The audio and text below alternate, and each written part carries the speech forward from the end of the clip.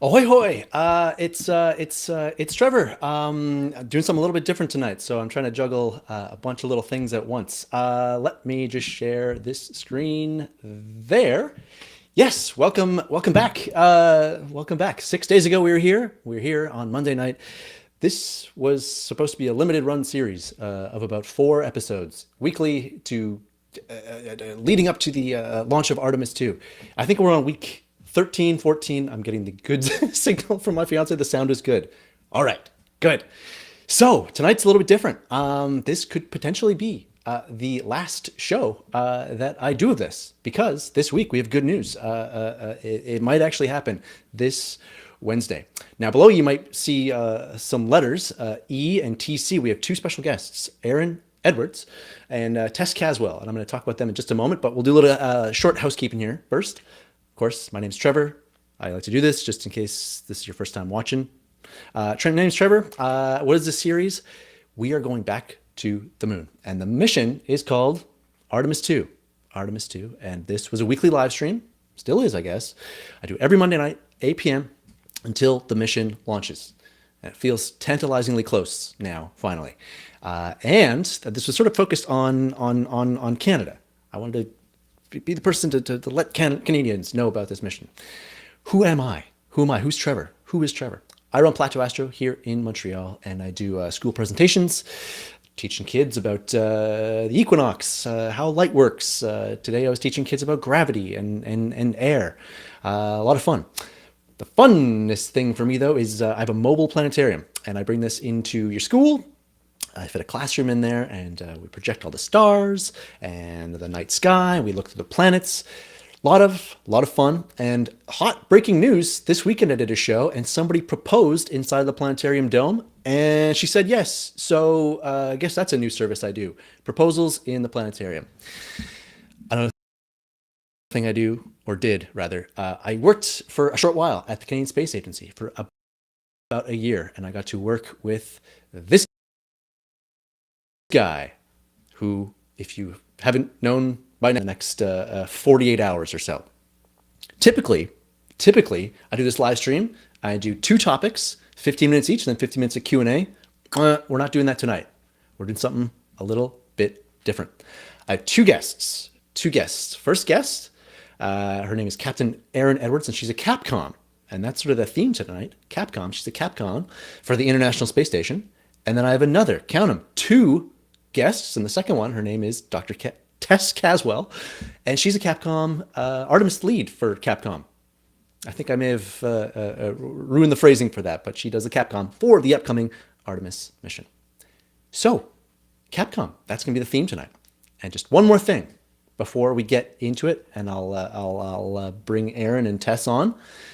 We did a contest last week, as we have been for the last couple of weeks, and last week's prize was this, a Canadian Space Agency patch. There it is. And the winner last week was Jack. So I'm going to mail this out to you real soon.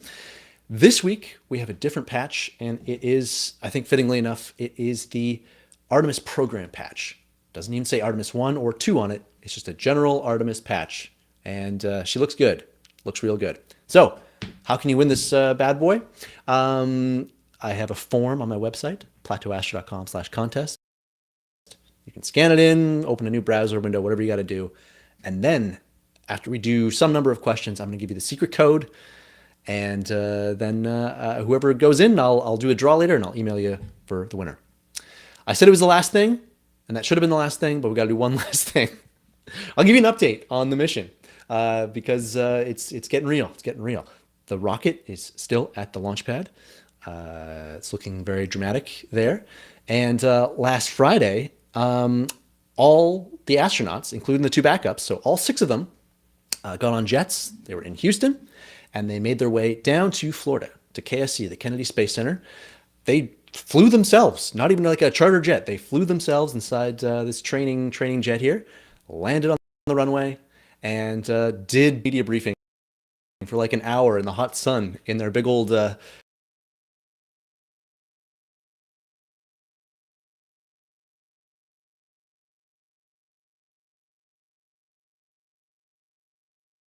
blue flight suits.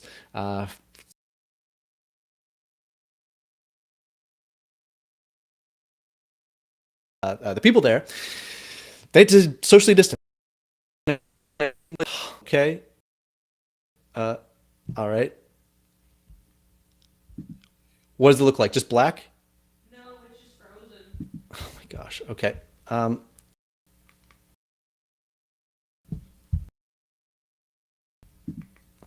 okay. Why? I'm back. They arrived at KSC. Sorry, my fiance is giving me making sure it's all working in the background there. They're there. The launch dates are still April 1st to April 6th. So this Wednesday, they could be going out to the moon. They could launch as soon as 6:24 p.m. So hoping this will be it. All right. Let's get into the main topic. Let's get into Capcom. So Aaron and Tess, if you unmute your audio and your video, there we go. You guys can hear me okay? Got Yeah, you we loud got and you. clear. And you could, okay. You always get a worrying sign on this saying, "Hey, we lost the connection and stuff." So hopefully it all stays. But you're Capcoms, and you are probably used to dropouts and stuff like that. Well, hopefully not. I guess we'll find out. Okay, so I'll give a little introduction. So Captain Aaron Edwards, you're Capcom for the ISS, and Dr. Tess Caswell. Aaron, you are many things, and I had to decide what I had to put on here. So I don't have them all because you do a lot. You're a helicopter pilot with the RCAF, Royal Canadian Air Force. You have been in the Neutral Buoyancy Lab, correct? It's true. Yeah. That's a facial expression. Yeah, you did. Okay. You've worked and met many of Canada's astronauts. Those are all true facts, true statements. True statements. Yeah. That is you in the center there, I do believe. Okay. And Dr. Tess Caswell, lead Capcom Artemis II. True statement? Yeah, well, I'm the lead Capcom for all Artemis missions, but I am working the Artemis II mission specifically, in Okay. addition Well, to the I'm learning stuff others. already. Yep. Yeah. Okay. And fun And fact, you have I been took the in. picture of Aaron in the NBL, so we have It's gone true. diving in the NBL together. Okay. And so you yourself have been in the NBL inside of the big old suit. Yeah. You couldn't have Super planned that cool. This is segue you. better. I couldn't. I couldn't. Who took this photo? Well, I guess we'll have to find that one out. Wasn't me. And then last thing, you've been trained on how to use Canadarm, Canadarm 2. I have, yeah. I had the really awesome opportunity to learn from Kristen there and learned the mobile robotics course there. And yeah, I've at least in a simulated version, I've grappled a vehicle using the Canadarm. Maybe someday, Okay. if my dreams all come true, I'd get to use the real thing. But yes, I've learned to fly it from the ground. Okay, great. You both are super busy, so thank you so much for for agreeing to do this, losing connections and whatnot. So, the reason why I originally wanted to do this, and I reached out to you, Aaron, is because of Jenny Gibbons. So Jenny Gibbons, just for the audience out there, she is Canadian astronaut. She is the backup to Jeremy on this mission. So she's doing all the same training. If it calls for it, she would be the one to take his place during the mission. So she's ready for it.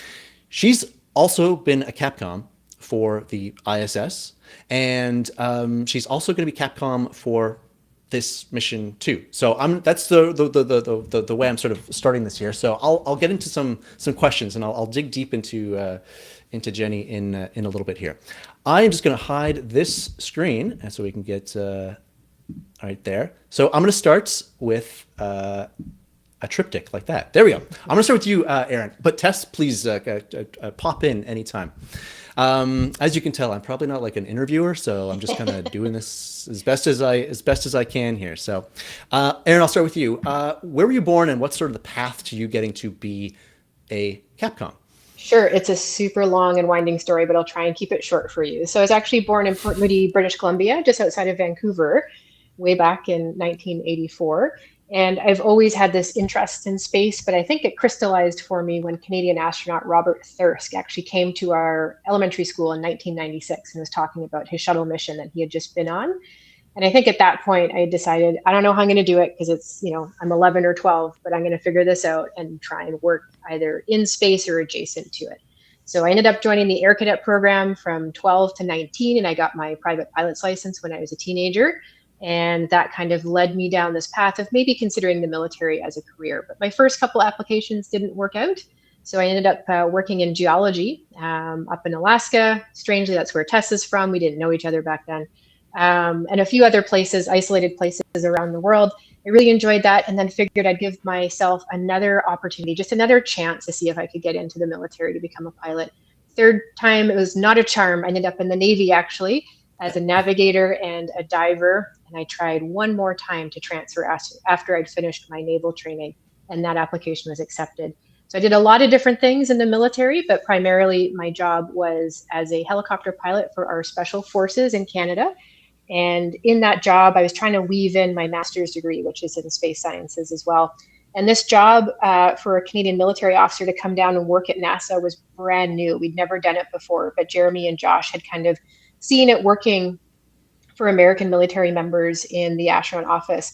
So they figured they'd try something similar for us. So again, I didn't think I'd get selected or anything, but put my name into the hat there, and eventually was selected through several hundred applications for this job. That was just about 3 years ago.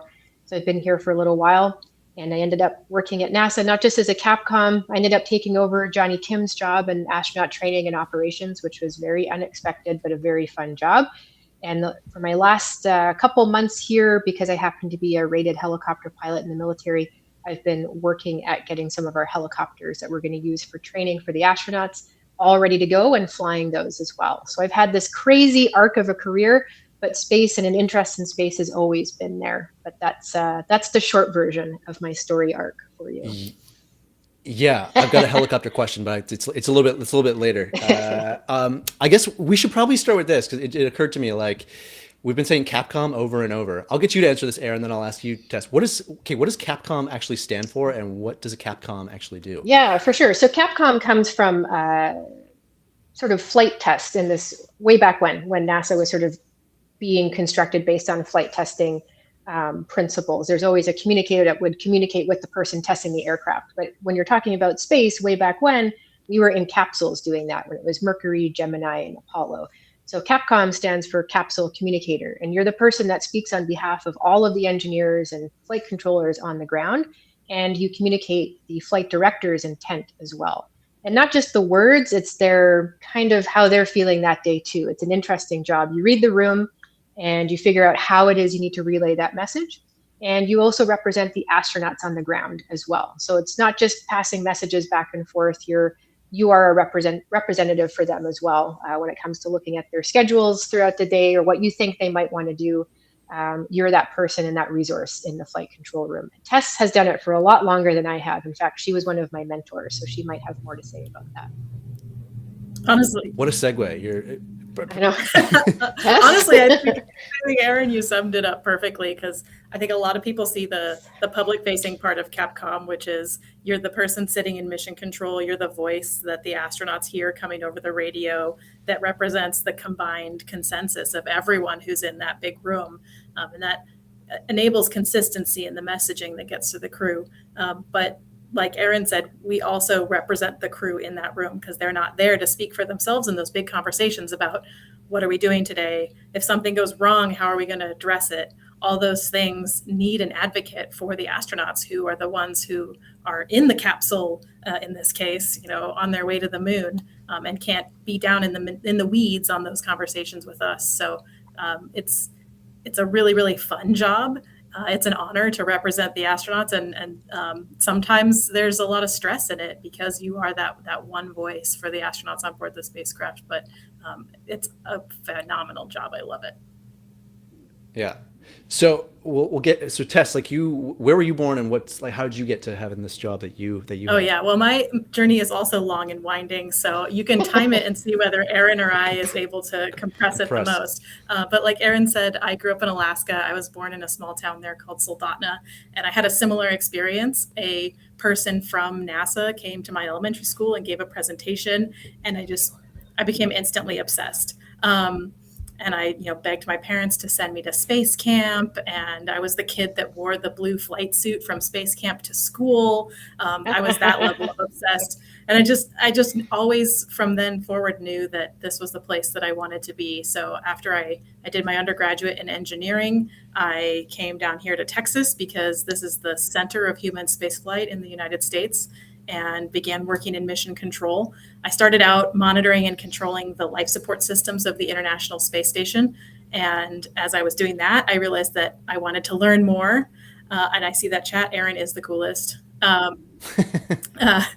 realized I wanted to learn more beyond the operations. I wanted to learn about the science. So I went back to school. I did a PhD in geology, and in all of that, decided to also try the commercial spaceflight sector. So while I was in school, I went on a tour of Blue Origin, and they kind of convinced me, oh, come try this new space thing.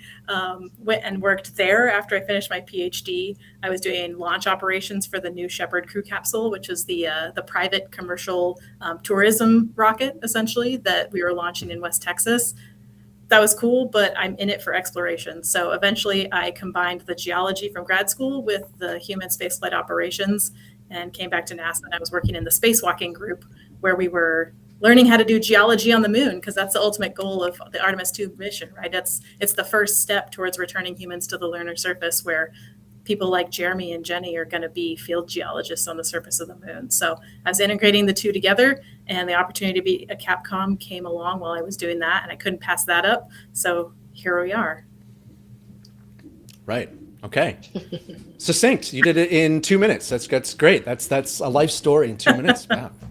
That's a heritage minute, which you might not. Well, maybe you get, Tess. I don't know. Aaron, you probably get that one. 100%. You're from Alaska. This is mostly a Canadian show, but Alaska is like almost more Canadian than Canada in a way, at least latitudinally. I don't know. I'll stop digging a hole for myself. No, I think I'm basically Canadian. I'll take it. Yeah, we welcome you anytime. Yeah. So I guess I kind of want to know, like, how you're both in Houston. Not currently, but that's where you normally work for your Captain. Yeah, you go into the office, and there is a desk, like a console that you go to. There's a screen and everything. How long? And you put a headset on, I imagine.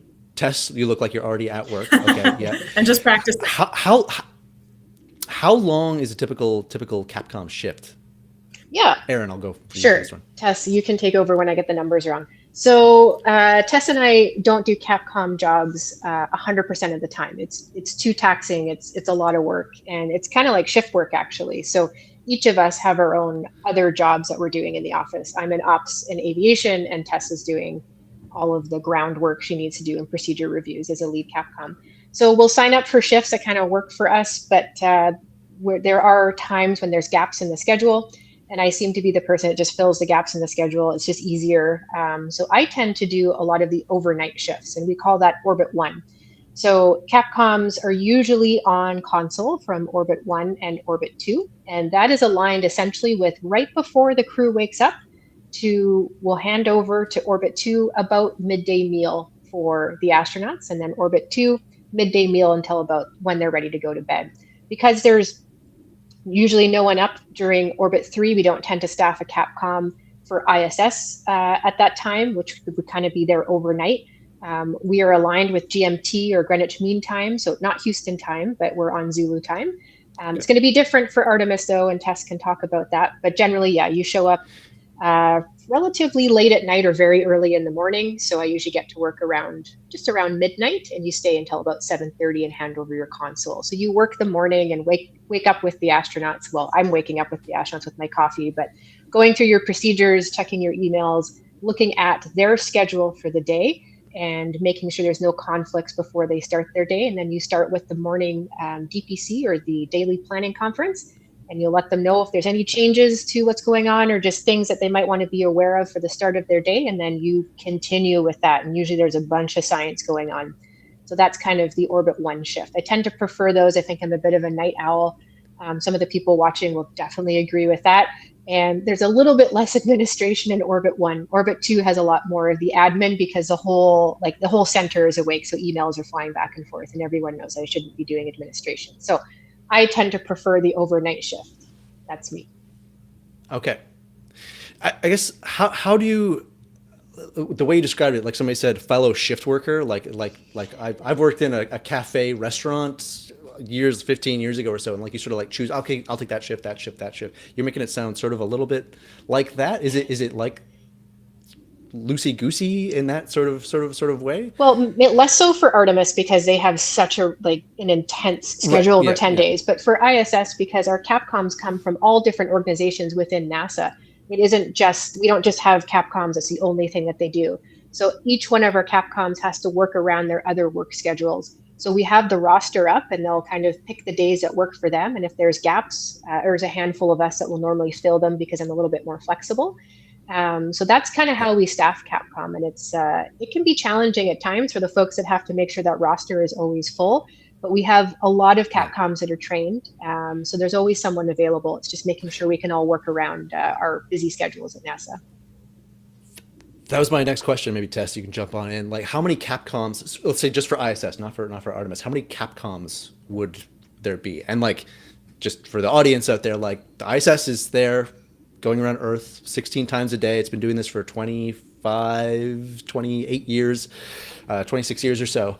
And like, you need to sort of, I guess, always have somebody on console ready to do it, like always filling that shift. How many people, well, what's the pool of number of people that can take those shifts? ISS is 24/7, 365, and like Aaron said, we don't usually have a Capcom on console, which is our term for being there for your shift when the crew are asleep. So we generally try to, basically as soon as they finish their day, we have kind of a conference again at the end of the day where we kind of put a bow on everything that went on, make sure all their questions are closed out, that we're all on the same page at the end of the day. And then they have a couple of hours of free time where we try not to bother them. We kind of let them have their own space. And so Aaron mentioned the admin work. We try to close out the admin and then go home. And so that's where the variability in the shift length comes on Orbit 2, because it depends on how much paperwork you have to catch up on before you can leave.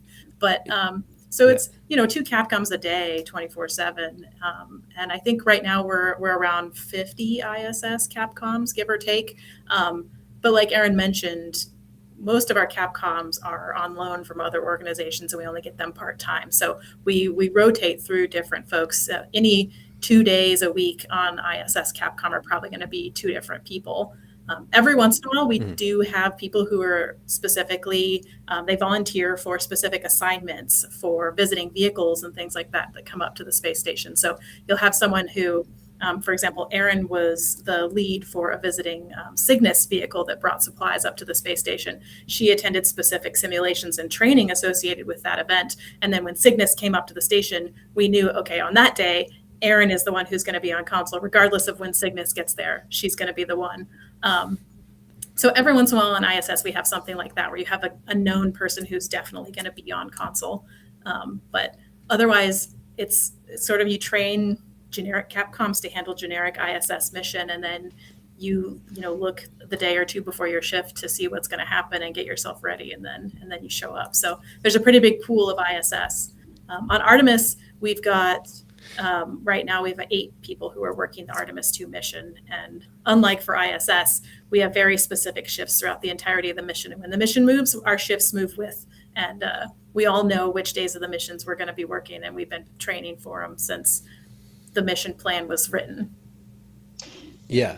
Oh, sorry, Aaron. I'm going to add something here because Tess is like notoriously humble. So yes, we have a handful of, we have lots of ISS Capcoms, and that's kind of like our baseline training, right? You don't normally get to go do some of the more dynamic or more complex stuff, as complex as the ISS is.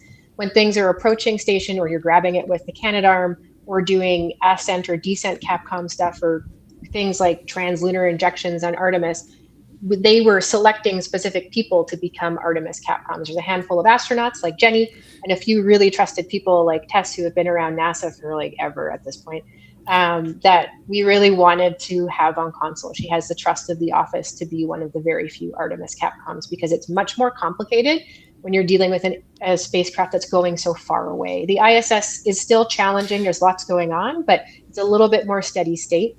generally day in, day out, unless we Right. have a visiting vehicle. Whereas with Tessa's mission, it's going to be a little bit different. So I just thought I'd add that in there, Tess. Yeah. Uh, so let's go into Artemis stuff a bit more deeply there. For ISS, mission control is in Houston. I presume for the Artemis Capcoms, that's also all in Houston at JSC, Johnson Space Center as well. Yeah. Actually, it's interesting that you say that. It's probably important to point out that the International Space Station has control centers all around the world. So there's a control center in Japan, one in Germany, in Russia, and we have a payload control center. And we've got our Canadian Robotics Center there in Montreal, right, where the robotics flight controllers actually remotely control the arm from another country, which is pretty phenomenal. So for ISS, we have very distributed operations, and each of our partner nations also has communicators that can speak to the crew. So there's a Eurocom and a JCOM. There's Glavny, who is the Russian communicator, and all of us coordinate. We have our own little voice loop where we talk to each other, and we coordinate who's going to be talking to the crew when and about what, to make sure we don't talk over each other. But for Artemis, it is a little bit more centralized here in Houston. We do have folks who are supporting the mission from the Payloads Control Center in Huntsville, so we'll be talking with them. But then for the most part, the mission operations for Artemis are all going through Houston. Okay, yeah. You mentioned before that for Artemis II, there's going to be 8 Capcoms. Is that the number you said? Okay, so 10-day mission. I'm trying to do sort of the math in my head. So how long would a shift be for how long is one shift for one of those Capcoms during the mission? So Aaron talked about Orbit 1, Orbit 2, Orbit 3, and you roughly divide each day into 3 shifts of about 9 to 10 hours.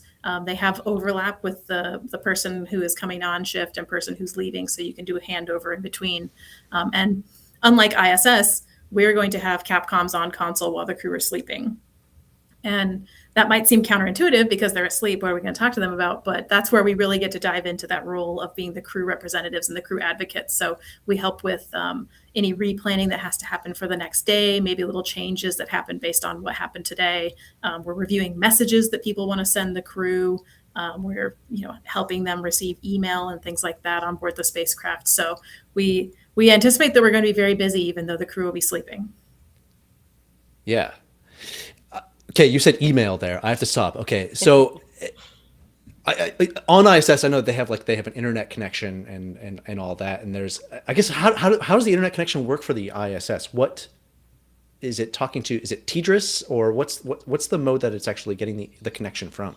Yeah, you're correct. It is TDRS, and it's a KU band that we use for data for the most part. And that's usually how we're sending, whenever we need to send commands to station or send other types of data, that's usually through that kind of connection. And it's pretty good. You have most of it almost consistent comms. There are periods that are scheduled outages where we aren't able to talk to the crew or send data, but we know about those ahead of time. So you'll get all your commanding done. So the actual commands, the other flight controllers, I guess this is what they do, right, Tess, on their keyboards? That's exactly what I did when I was environmental systems. 100%. Yeah. So when they need to send commands, you make sure that you have a good KU band. I guess you can send some stuff on the S band as well, but that's normally for voice. So Artemis probably has something different. I have a public audience, so I should say what TDRS is. So TDRS stands for TDRS, and a skill testing question because I can't remember, what does TDRS stand for? Tracking and data relay satellites. Yeah. And they're, I guess, a constellation of, I don't know how many satellites, a couple dozen? I don't actually know how many there are. I think ISS is usually using about 4 of them to get global coverage. We share the TDRS with other users. So there's actually a console position in Mission Control whose job is negotiating TDRS coverage for the space station and other NASA spacecraft. They're the ground control officer, ground control to Major Tom. They're the ones who are actually helping negotiate our time with all the satellites.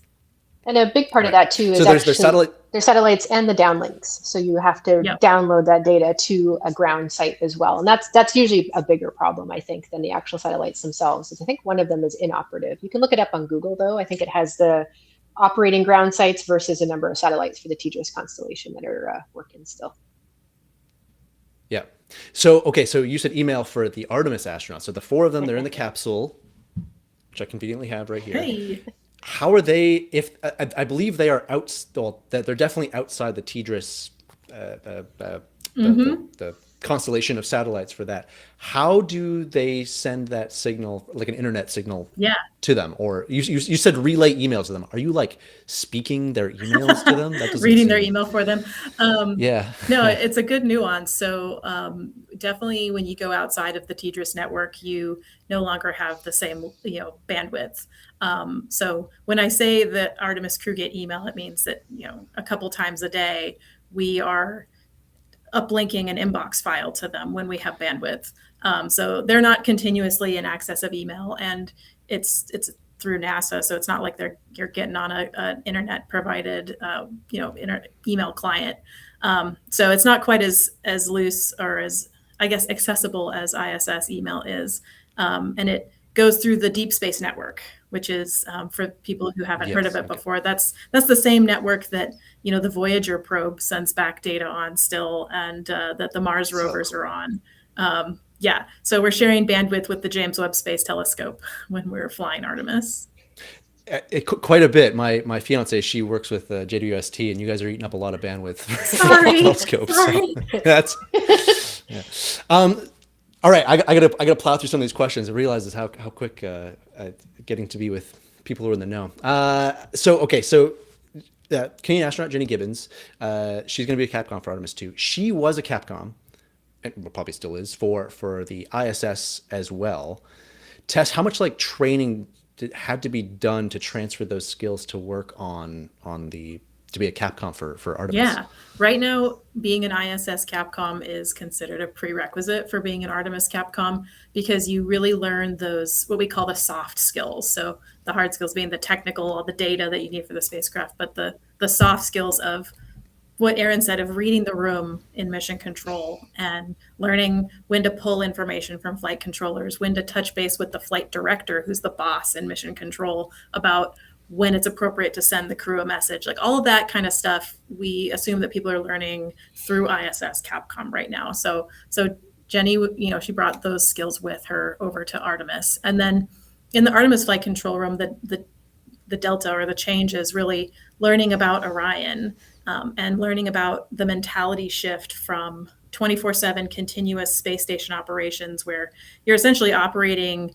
the most advanced, laboratory in the world, to you're flying a test mission and getting really more down into the nuts and bolts of the spacecraft and how it works, and being much more aware of what the spacecraft is doing, because that in and of itself is an unknown on this mission. Whereas we have a pretty good sense of how the ISS operates. We kind of know what its funnies are. We know when it makes weird noises or when little signatures happen. We're kind of used to those, but every little wiggle in the art data from Artemis II is going to be, a little bit of a question of, is that normal? Right. So we've really had to dive more into the technical details of the operating of the spacecraft for Artemis to be ready for those kinds of discussions. And so have the crew, and we know we're going to be supporting those. Right. I'm sure you can, there's some things you just kind of can't prepare for, and that's the reason for you do a test mission, so you figure those things out. One of the things I've been wondering if you have simulated this, because I presume you kind of done simulations where Capcom is talking to the team. Yes, we do. As if they're on the mission. Yeah, we do quite a few of those. Yeah. So my one question is, so on the ISS, it orbits relatively close to the Earth, and there's basically no time delay, a speed of light time delay. With the Orion, the crew, as they go around the far side of the moon, speed of light is finite. It takes about 1.3 seconds to go one way to the moon. I've got a very small column here to work with. 1.3 seconds to go one way, and then 1.3 seconds to go back. Yeah, okay, well, let's not go crazy here. And it's all probably mirrored weirdly. So the round trip, that's 2.5 seconds. Do you put that into the simulation where you simulate the time delay? Yeah, we do, because there's additional delay that comes from just the voice processing that happens, like Aaron was talking about at the ground stations. And so it ends up being about 6 or 7 seconds between sending and receiving, and when they're all the way on the far side of the moon. We had to train ourselves for those simulations where they're doing the lunar flyby, that you got to wait for them to respond. And the first couple of times you do it, it feels awkward because you're sitting there and, I don't know who all's seen Ferris Bueller's Day Off, but you make a call and then you sit there going, Bueller. But Yeah.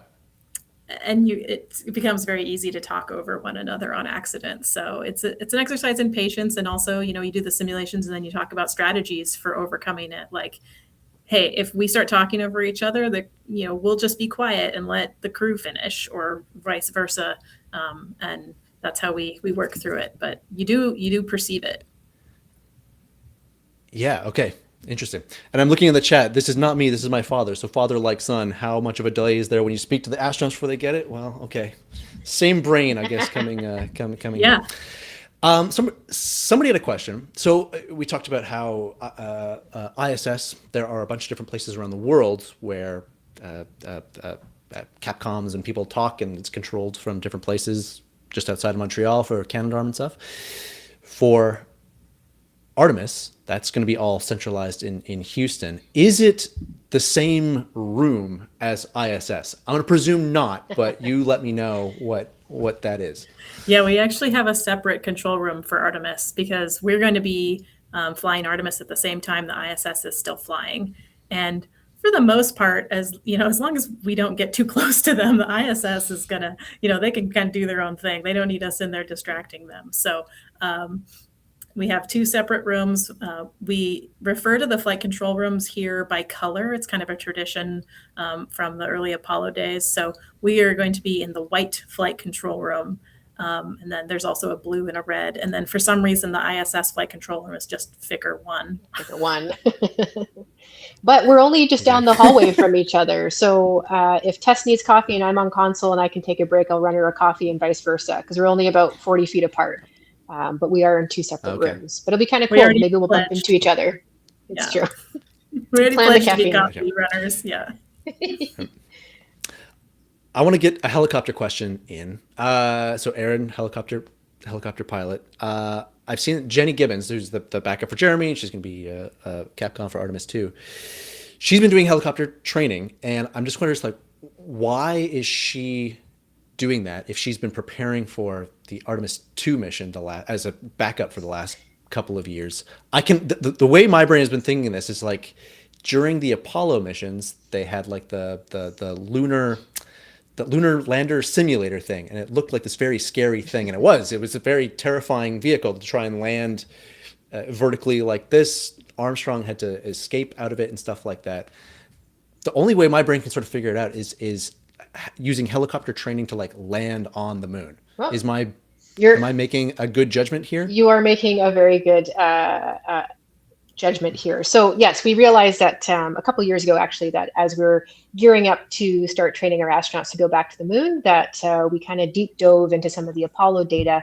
And a lot of that was saying, honestly, when we were landing vertically on the moon, we were encountering a lot of dust. We had to move around a little bit with not a lot of fuel. You're managing momentum on the way down, and there's no perfect analog to train astronauts to land on the moon. It won't be like landing vertically on the moon in a rocket is going to be very different to flying a helicopter, but there is actually a lot of crossover in terms of learning how to deal with dust, visual references, all that kind of stuff that is actually represented really well in helicopters.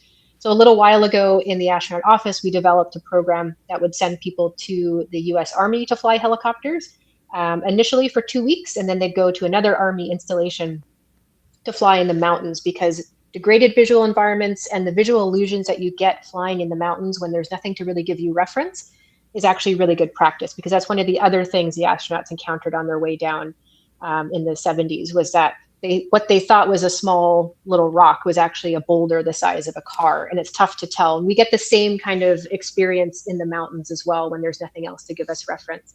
So that's why Jenny and pretty much all of the astronauts are flying helicopters, and why we're getting those helicopters over at our field called Ellington Field near Johnson Space Center as well. And that's what I'm working on now, is building that syllabus to match what we're doing with the Colorado National Guard for that advanced helicopter course. So it's not a perfect analog. It's obviously very different, but the very minute kind of hand controls required to fly helicopters. Tessa's learning this now. She's taking helicopter lessons on the side, and I think she's realizing that there is some overlap in terms of proximity operations and rendezvous operations, the really fine motor skills you need for that. So we're using the equipment that we can get a hand on, and we're trying to make it work. So that's why the helicopters are arriving to our training scheme these days. Yeah. And so as you were saying that, like right now, for the audience, we have two sort of lander designs, one from SpaceX for their giant Starship designed to go down to the surface. And then Blue Origin also has their Blue Moon. Is that what it's called? Blue Moon lunar lander. Mm-hmm. Are you using that training to sort of tell those two companies how to that informs their craft, or I'm getting, is that a no or yes? I personally do not inform what any commercial operator is doing with their spacecraft, but we do know that regardless of what design ends up going to the moon, that there are baseline skills that we need to train our astronauts. So that's our major point with this training, is regardless of which vehicle is selected or if all of them are selected, I don't know. There's still a baseline skill set that we need to train those astronauts appropriately. So the final design, when we know what it is, will be great. And we hope that our baseline training will match to whichever design is chosen. But it's kind of like learning the fundamentals first, right? Like you have to start at zero. And that's what we're doing to make sure that all of those skills, it's not just helicopters, they still have to fly the jets and the simulators and everything else. Just one part of that puzzle, and that's what we're doing. Right. Okay, I'm going to do two quick questions, and then I'm going to get to the contest thing. I forgot about the contest. We're going to do the contest in a second for the crowd. Okay, so just test quickly the moment when the crew, Artemis II crew, goes behind the far side of the moon. The blackout is something in the area of like 45 minutes or so. Do you know who's going to be on console for those moments, or is that still kind of up in the air? The current plan is for it to be Jenny. Oh, really? Mm-hmm. Okay. Yeah. Okay, so she would be the first one to hear the signal of them coming around the far side. Yeah. The way that we set up the audio, everyone in the room will probably hear the crew at the same time when we get their first call after they come back around the far side of the moon. But yeah, Jenny's will be the first voice that they hear when they come back, and it will be the farewell voice that they hear before they go into the far side of the moon. So yeah, she's going to be right there in the thick of it on the current schedule. Oh man, that's so cool. All right. Yeah. Canada representing. Okay. All right.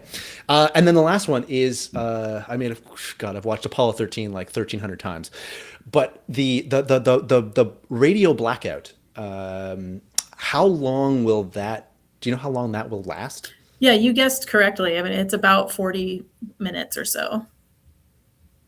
Oh, I mean when they re-enter when they the come back atmosphere in at the end of the final mission. day. Yeah. Oh gosh, Yeah. I should know this, but I don't know exactly how long it is. I think it's on the order of, I think it's like 7 to 10 minutes, but actually I should probably check. What we say is, I don't know, but I'll go find out. Okay. All right. Good. Okay. All right. I wanted to get those ones in. I'm just going to share my screen one more time. Let's show that. Thank you both so much, and we'll be back in just a second here. So, I want you to win this this current mission patch right here. So, how can you do that? The people who are watching. So here it is. All right, and here is the form again to win this. So, to go to plateauastronaut.com/contest. And if you two want to do this, I mean, I'm sure you're surrounded by Artemis mission patches everywhere, but you can probably sell them in the streets of Houston if you wanted to. We would never do that. Go to plateauastronaut.com/contest, and you're going to see a form. So you're just going to put in your name, your email address, and the secret code. I'm going to give you the secret code in just a second here. The secret code today, I'm sure it is no surprise that today's secret code is Capcom. Yes. Okay, so go to plateauastronaut.com/contest, Capcom. All right, so let me give you all a second to do that. I'll just say it. Thank you so much for everybody for watching this. This was originally supposed to be like number like 13 or 14. So thank you for your support. If you've enjoyed these and you want to give this probably already over caffeinated guy more coffee, you can go to buymeacoffee.com/plateau underscore or plateau astro. I have a Patreon as well. So for $2.50 a month, patreon.com plateau astro. Can't even pronounce my own URLs here. And if you really want to support me and you live in the Montreal area or Quebec area, invite me to bring my big old dome into the school. I can show your kids. I did, 250 kids last week telling them all about the Artemis mission. Super fun to get them stoked for this mission. So I can do that there. You're probably already on YouTube. I should have just deleted this. And if you're on social media, I feel sorry for you, but there you can follow me on there. If you like email, and the astronauts, they get email out in the middle of space, between the depths of the Earth and the Moon. Hey, we could sign them up for it right here. I know a person who can deliver their email. Let's do it. And lastly, I have a page I've made, plateauash.com/Artemis, where I just got like a bunch of activities and links for teachers and parents. So if you need that. The biggest thing you can probably do is like tell people about the mission. You've got 48 hours to get all of your neighbors, all your friends, all your coworkers, tell them about the mission. Go and do it. So thank you guys so much. So again, contest, plateauastro.com/contest. Secret code, Capcom, because of course it is. All right. I am going to ask you two more questions. All right. And then I'm going to let you all go. First question is, what is your favorite 1995 space film directed by Ron Howard about an Apollo mission? Aaron, there's no wrong answers. No wrong answers. You got a lot of options here. Aaron? I don't know. Tess, can you help me out? 1990s and Ron Howard. I guess that Apollo 11? No. You think so? This is the most like influential movie. I don't know who I would be if I didn't have this movie. But here's a real. And they filmed it here at JSC. It was great. Oh, and yeah, because they used the reduced gravity aircraft for all of the micro G scenes in that movie. Right. And fun fact: the scene of Fred Hayes up chucking in the command module is actually a spur of the moment scene because he got sick from them doing the parabolas in the airplane for so long to film all the scenes of the movie. And they thought we have to use that. Absolutely. I can still like see the bag inflated and it's got all the, anyways, everything is burned in my memory for this movie. And you're both correct. The movie Apollo 13, that is the correct answer. This one, there is a right and wrong answer. Aaron, I'm going to start with you. Worm or meatball? Worm. Tess? It's all about the worm. Yeah. You're both worm. I'm team worm all the way. I love it. It's so elegant. It's so recognizable. It's classic. Yep. Aaron, I think your biography on the NASA website is incorrect because I think you said meatball. Yeah, I know. I wasn't going to call you out, Aaron. Listen, Linda, listen. So we might potentially be painting these helicopters and maybe it will have a worm on the bottom of the helicopter. So I think now the worm is my favorite because that would be sweet. But I don't know what happens with that. We'll see. So you'd be on the ground and looking up and you'd see the NASA worm logo? Yeah, maybe. It's one of the proposals. So we'll see how that goes. They're both great logos. Let's be honest. Yeah, but you got to choose a favorite. So the correct answer, of course, is the worm. So you're both correct. And the bottom of the helicopter is probably correct as well. All right. That's it. I'm Plateau Astro. Thanks to you both. I'll just hide my screen one more time. Hopefully it goes off Wednesday. If it doesn't, that's fine because I'm doing a launch party on Friday at a bar. And so if it happens on Friday, that's good for me too. If it goes off on Friday, we're just going to go to this bar and play a bunch of pinball and recreate the launch. So thank you folks so much. I'm 5 minutes and 43 seconds over, so hopefully I didn't eat up too much of your time. So thank you both, Aaron and Tess, so much. Thanks for having us. Thanks for having us. All right. Go Artemis. Yeah. That's how we'll end it. There we yeah, everybody got a patch. Yeah, Nice. there we go. All right. Thank you folks so much. Oh, See you soon, nice. eh? All right. See bye-bye. ya.